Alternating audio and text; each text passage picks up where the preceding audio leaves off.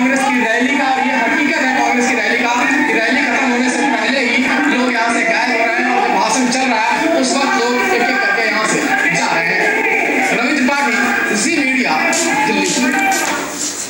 तो कांग्रेस इस तस्वीर को देखकर हैरान होगी। दरअसल कांग्रेस एक बार फिर से पार्टी में संजीवनी के बहाने इतनी बड़ी रैली कर रही है, और इस रैली से अगर लोग बिना सुने राहुल गांधी को, सोनिया गांधी को निकल कर जा रहे हैं, उन्हें सुनने में दिलचस्पी नहीं ले रहे हैं, तो कांग्रेस को एक बार फिर से सोचना पड़ेगा। दिल्ली के रामलीला मैदान से राहुल गांधी ने प्रधानमंत्री नरेंद्र मोदी पर बड़ा हमला बोला। जब वो मंच पर पहुंचे, उन्होंने अपना भाषण शुरू किया तो तुरंत सीधे नरेंद्र मोदी यानी देश के प्रधानमंत्री पर उन्होंने हमला शुरू कर दिया। भूमि अधिग्रहण बिल के खिलाफ किसान रैली में राहुल ने कहा कि पीएम मोदी ने चुनाव जीतने के लिए और गुजरात की मार्केटिंग के लिए उद्योगपतियों से हजारों करोड़ रुपए का कर्ज लिया। अब उसी कर्ज को चुकाने के लिए किसानों से जमीन छीनने की तैयारी है। मोदी जी गए, विदेश में गए,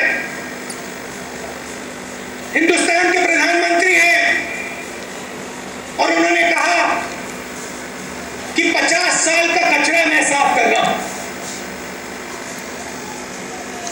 मोदी जी हिंदुस्तान के प्रधानमंत्री हैं।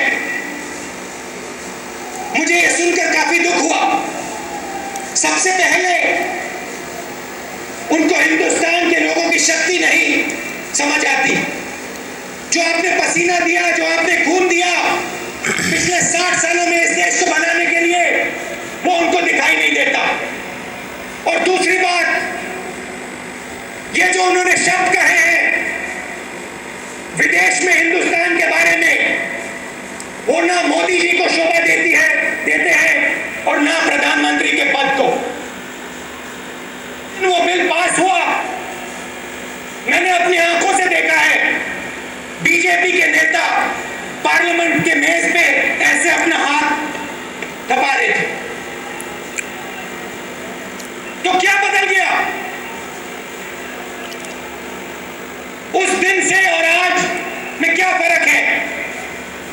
क्यों उनके नेताओं ने उस बिल को पास किया, ताली बजाई, समर्थन दिया, और फिर आज ऑर्डिनेंस के माध्यम से, पार्लियामेंट से नहीं, लोकसभा राज्यसभा से नहीं, ऑर्डिनेंस से उस बिल को पाने की कोशिश कर रहे हैं। ये क्यों कर रहे हैं? तो कांग्रेस सोच रही थी कि इस रैली से कांग्रेस को संजीवनी मिलेगी, लेकिन हुआ यह कि राहुल गांधी, सोनिया गांधी मंच पर बोल रहे थे और लोग मैदान छोड़ने लगे। राहुल गांधी ने यूपीए सरकार के दौरान किसानों के लिए किए गए काम का बखान किया। आपको सुनवाते हैं। गेहूं की एमएसपी हमने 540 रुपए से 1400 रुपए की की। चावल 560 रुपए से 1310 रुपए तक, और गन्ना को हमने 220 रुपए तक आपको दिया।